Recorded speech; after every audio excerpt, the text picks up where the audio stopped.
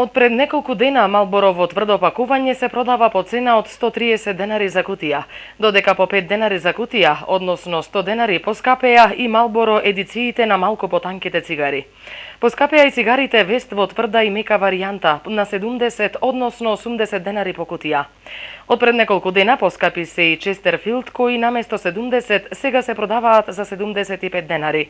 Кутија Родео, еден од најпопуларните брендови меѓу македонските пушачи, од пред месец дена, наместо за 63 се продава за 68 денари.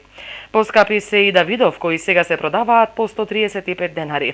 Согласно правилникот за акцизите на цигарите, државата предвиде до оваа година цигарите годишно да имаат по 3 денари од кутија повисока акциза, а следната година од 1 јули акцизата да порасне за 4 денари по кутија.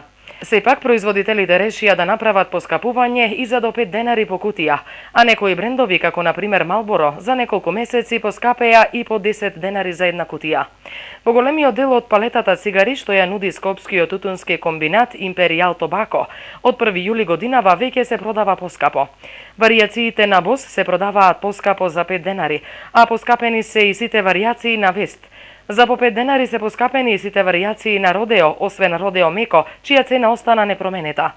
Во февруари годинава од 3 до 5 денари поскапеа и цигарите од тутунскиот комбинат Прилеп.